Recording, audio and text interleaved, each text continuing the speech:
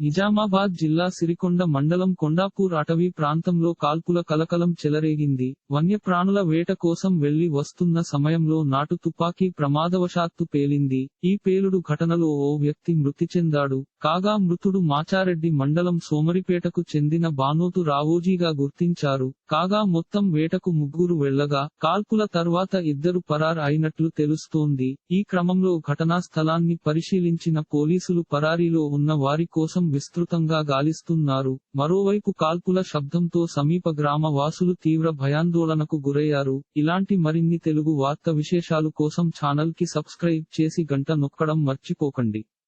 ఈ వీడియోని తోటి మిత్రులకి షేర్ చేయండి. మీ అభిప్రాయాన్ని కామెంట్ లో తెలపండి.